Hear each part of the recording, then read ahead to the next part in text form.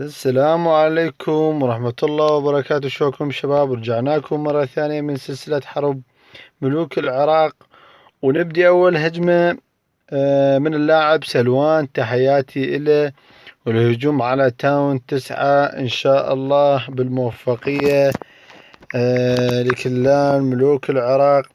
وطبعا مثل ما تشوفون دا يسحب الدعم إلى الزاوية على مود بعيدة، يكون بعيدة عن السلاح. وطبعا سحب الزاوية، لكن ما أعرف إيش راح يسوي لها. راح يلهيه بالكولوم، نزل الوزرد والملكة وتصفية للدعم، لكن الدعم ما أتصوره، بس بيبي دراغون أكو دعم ثاني باقي داخل الكلان على ما أتصور. ذب الجامع عمود يعبر الجيش من صفحة ويقتل أردن فينس وإكسبو. يحاول قدر المستطاع أن يقتل إكسبو ويقتل الملكة، وهجومه جوي طبعا مثل ما قلت لكم. بقى دعم اللي هو بالون، وإن شاء الله يقدر يمسحه، لأن اللاعب دائما متألق ومحترف. طبعا الهجمة لحد الآن حلوة ومستمرة بشكل قوي، وبعد الجيش بخير مثل ما نقول. وطبعا الاكسبو ما تفنشت ولا وحدة، تخلصنا من الار ديفنس، وبعد طاقة الملكة ما شغلها، وبعد بالون هواية طبعا ولافا. ومثل ما تشوفون هاي الزعاطيط مال اللافا دي تصفي بالغراض البرة. وانتهت الاكسبو الثانية، وبقى من الجيش عدد كبير. وإن شاء الله هاي الهجمة 3 من قبل اللاعب سلوان اللي هو متألق دائما. ومثل ما تشوفون حبايب، ما ظلت ولا قطعة سلاح عنده، وتفنش الملك من قبل البالون العفو. وبقت هاي الصغار الذبان مال اللافا يصفي بالتاون والخارج، غراض الخارج والكلان. وطبعا هاي الهجمة 3 إن شاء الله، وبعد وقت قدامه طويل. شوف هاي اللعبة اللي دب السم وسط السنتر مال القرية، ما أعرف شنو فيلمها. وطبعا الهجمة جابها 100% بطل سلوان. وشوف غير هجمة إن شاء الله من غير لاعب بطل ما قصرت. ونشوف الهجمة الثانية من قبل اللاعب علوش، اللي كانت قريته اسمها القيصر قبل أن يصير الباند، اللي الشركة حضرت بعض القريات ومن ضمنها قريته اللي اسمها القيصر. وإن شاء الله يعوضها ويتقدم بهاي القرية. موفق حبيبي يوسف.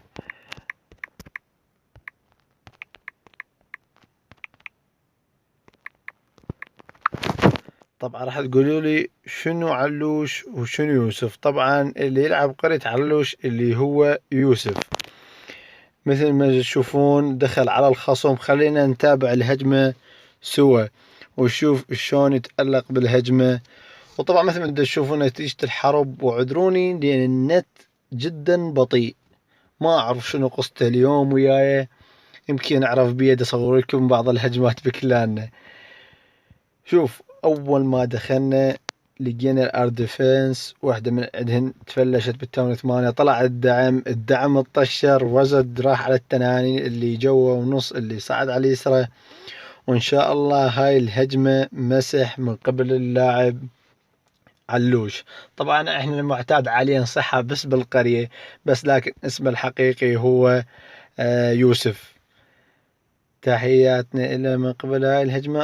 راح الملك. الأردفين صارت بعيدة، الأردفين صارت بعيدة، حتى لو ما يجيب شي مشكلة. مشاركته أهم باللعبة وبالحرب وبالفيديو. ولو نجمة واحدة، ولو نجمة واحدة، ولو نجمة واحدة. يلا يلا الأردفينس نعلة التنين. مصيبة مصيبة مصيبة. بقى الملك اللي ما نزل لحد الآن. وطبعا تحت يحتاج لهم تصفية، وقريات تكون ضعيفة يكون صعب به المسح. بقى الملك ايش راح يسوي بي يوسف؟ نزله من الجهة اليمين، عمود يصفي ويجيب حتى ولو 50%، 49% ان شاء الله يجيبها. جابها لل50%، تحيات إله. وطبعا خرج من هجمة، ما قصرت يا بطل. ونروح نشوف الهجمة اللي بعدها، نشوف من غير لاعب. الهجمة اللي بعدها، طبعا قبل لا نقول الهجمة اللي بعدها، بطل ما قصرت. طبعا امام نحن هنا موقعه تحشيش على الشباب، يعضبهم من الليدر وانت نازل. وطبعا الشخصية مرحة وحلوة. نا علوش يقول لي اقطع يا ملك، اقطع يا معود، اقطع. تحياتي لك علوش، ما قصرت. وطبعا الهجمة اللي بعدها من اللاعب اللي اسمه الوالي، تحياتنا إله وموفق إن شاء الله. يلا روح يا بطل. ومحتاج لافا سهلة، لافا موجودة، لكن مثل ما قلت لكم النت شوي اليوم معصلق عندي. راح يروح الوالي على الخصم، وإن شاء الله يمسح بهاي هجمته. أكو لواعيب مميزين بهذا الكلان وطيبين، وإن شاء الله نقدر نجيب أكثر النجوم. وإن شاء الله مسح. طبعا إحنا متعودين كنا قبل من كانت القريات قوية، نكون يعني نوبات يفولون النجمات حروبهم، إلا حرب فول إلا نجمة، لكن نوبات يحالف الحظ ونكون فول. طبعا نشوف الهجمة من قبل اللاعب الوالي مثل ما قلت لكم حبايب، ونشوفها وشوف تشكيلة جيشه شنو. تشكيلة جيشه لافا وبالون، استراتيجية الواحد كولوم والوزرد اللي يصفي بها الملكة ويصفي بها الار ديفنس. وان شاء الله يكون ار ديفنسات 2 يصفي بيهن، مثل ما تشوفون دخل الملك والملكة جوا. ولحد الآن الملكة ما تفنشت، وتفنيش للدعم أيضا. ذب الرينج على قريب التاون، ودخل الوزرد والملك جوا، والدعم فنش. بقت الملكة حية لحد الآن، الكولوم والوزرد. وإن شاء الله هاي الهجمة 3 من قبل اللاعب الوالي. شوف تحشيش الجيش حلو. انقتل الملك والملكة، بقت هاي الأردفاس وحيدة، وإن شاء الله ترجع عليها الملكة، لكن ماكو جدوى. الملكة فنشت عن اليمين والجوب انتهى. اضطر لأن ينزل اللافا وينزل البالون. لاحظوا ويانا الهجمة حبايب، نزل البالون من جهة الأعلى. تابعوا ويانا لحد الآن الهجمة أوكي، أي أخطاء ما بيها. البالون بعده بحياة، واللافا طبعا تفنشت لك اسبوع الثانية.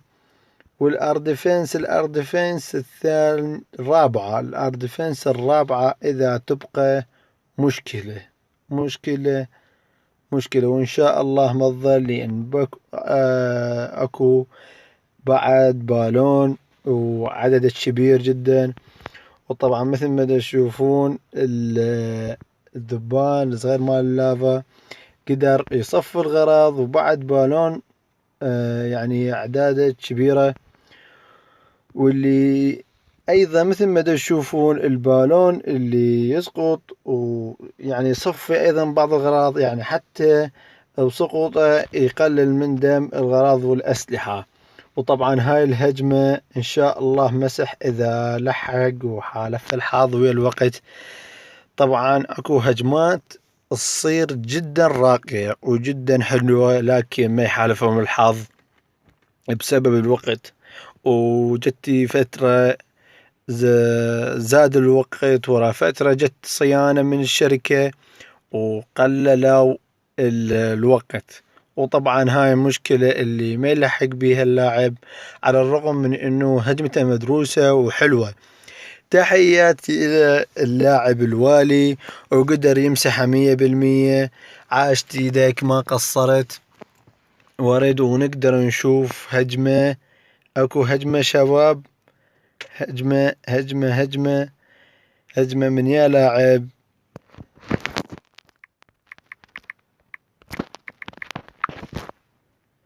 طبعا النت بهذلني. بطل، شوف ما شاء الله كل الولد موجودين ومنورين. تحياتي لهم كلهم.